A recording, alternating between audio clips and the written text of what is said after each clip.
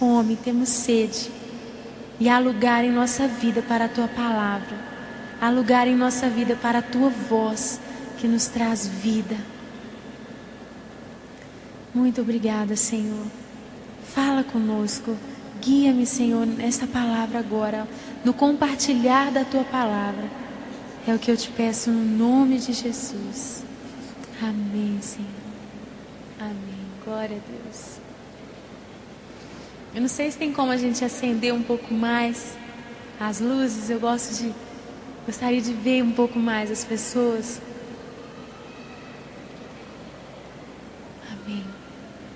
Obrigada. Nessa noite, eu gostaria de compartilhar com você sobre o rio de Deus. O rio de Deus. Vamos dizer juntos? O rio de Deus. Mais uma vez. O rio de Deus. O rio de Deus. Porque quando nós adoramos, nós liberamos o rio de Deus. O rio de Deus flui através da nossa adoração. Então nós vamos conhecer um pouco mais sobre o rio de Deus nessa noite. Quantos têm sede aqui? Aleluia! Vamos conhecer dessas águas. Eu gostaria que você abrisse sua Bíblia em Ezequiel, no capítulo 47.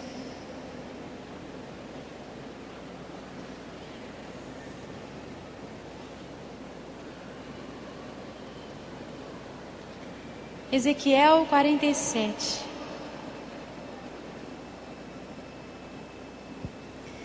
Este é um texto clássico, onde nós encontramos a descrição do rio de Deus. Existem outros, mas aqui no livro de Ezequiel fica muito patente, muito claro que esse rio é real, que esse rio existe, que esse rio é poderoso.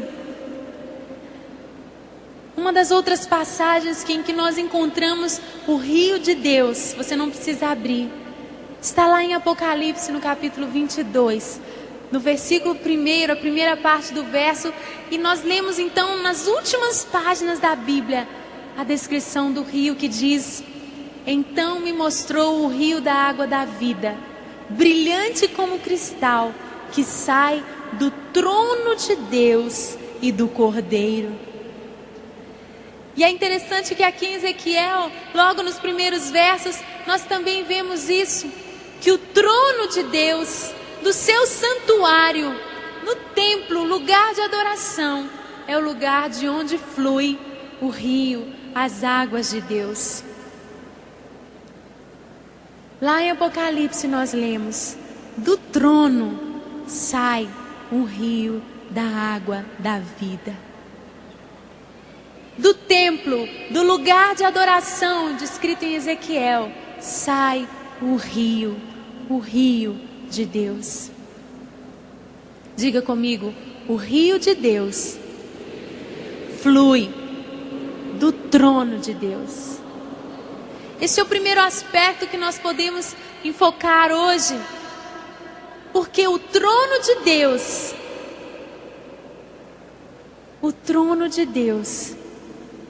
está aonde há adoração. Lá no Salmo 22, verso 3, nós lemos: contudo tu és santo, entronizado entre os louvores de Israel. Quando nós louvamos, quando nós adoramos, nós como que construímos o quê? Um trono. Por isso, quando nós louvamos o Senhor, a presença do Senhor, ela se manifesta.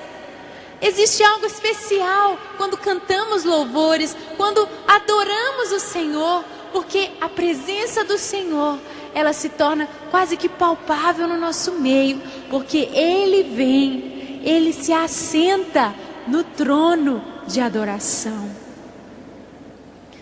Sozinhos ou reunidos, quando nos congregamos e começamos a adorar, começamos a louvar, podemos estar certos de que um trono está sendo edificado.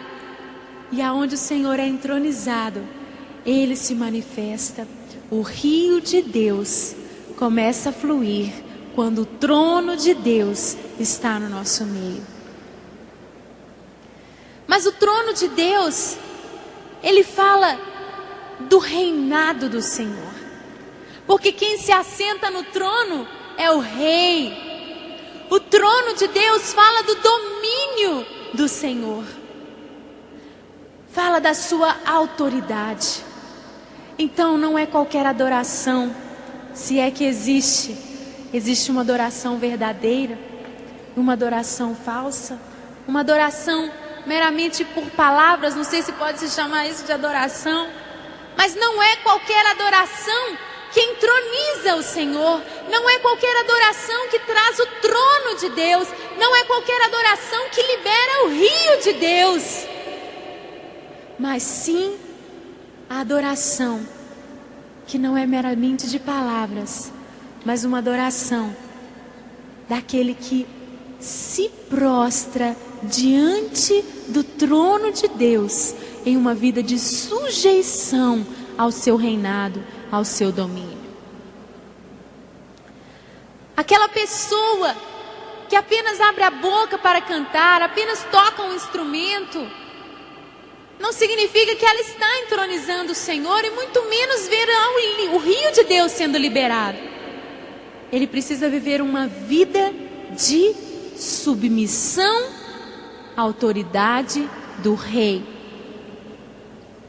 Quando existe uma vida de obediência, uma vida que se prostra, uma vida que entroniza o Senhor, certamente, quando esta pessoa começa a louvar, começa a tocar o seu instrumento, começa a dançar para o Senhor, começa a proclamar os louvores do Senhor, esta vida de adoração, ela traz o trono. E quando essa pessoa adora, ela libera o rio. Diga mais uma vez, o rio de Deus flui do trono de Deus.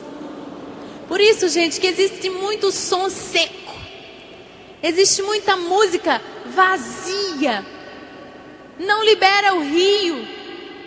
Pode ser até muito bonita, pode ser muito bem ensaiada, pode ser a melhor voz do mundo, que não toca, não passa nada, não faz diferença nenhuma. Podem ser as letras certas, podem ser os acordes certos, mas é um som vazio. E aliás, abrindo um parênteses aqui, se nós queremos fazer diferença através da nossa música, do nosso cantar, do nosso tocar, das artes em adoração ao Senhor, nós não podemos querer competir com o mundo. Nós temos músicos excelentes, sim, no corpo de Cristo, mas o mundo também tem. O que vai realmente fazer diferença no nosso som, o que vai trazer conteúdo, o que vai fazer diferença na nossa música, é o rio de Deus. E quem libera o rio é aquele que vive uma vida de sujeição, uma vida diante do trono do Rei. Quando esse adorador começa a tocar, começa a cantar, começa a ministrar, o rio flui. A palavra adoração no grego é proskuneo. Proskuneo significa prostrar-se, se render, significa sujeitar-se, significa obedecer. E mais do que isso, é a figura de um cachorro lambendo a mão do dono. Quantos aqui tem cachorro? Eu tenho 2 cachorros, o Mingau e a Canjica. E eles são um carinho só. São tão carinhosos, tão submissos. A gente chega perto, eles já viram de costas. Não é? Submissão. E se a gente está ali fazendo carinho, daí a pouco começam a lamber a gente, querendo agradar, querendo dar um carinho, chamando a atenção, né? De vez em quando vai lá e Olha para mim. Eu te quero, meu dono. Você é o meu dono. A figura de proscuneu é essa, a ilustração é essa. Um cachorro que lambe a mão do dono. É sujeição total. É fidelidade, porque o cão é fiel. Eu digo isso porque eu tenho uma gata. É diferente. A Grace Mercy.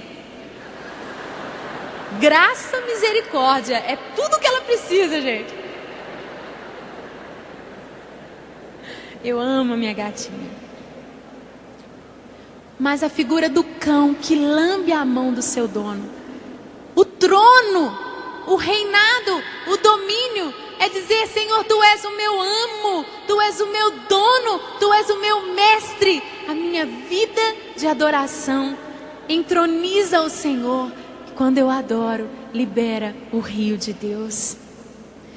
Um dos episódios na palavra em que nós encontramos bem claramente o que significa isso está ali em Daniel no capítulo 3. Você conhece a história. Quando Nabucodonosor levantou um ídolo e foi feito um decreto de que todos deveriam se prostrar diante daquela imagem, ao som dos instrumentos musicais. Todos os instrumentos, toda sorte de instrumentos iriam tocar. E quando aquela música fosse liberada, era um sinal de convocação para que todos se prostrassem diante daquele ídolo. Muitas vezes as músicas que nós temos no nosso mundo estão convocando as pessoas a se prostrarem diante de ídolos, diante dos deuses desse mundo. Mas Daniel e os seus amigos, eles se recusaram a adorar outro Deus senão o Senhor.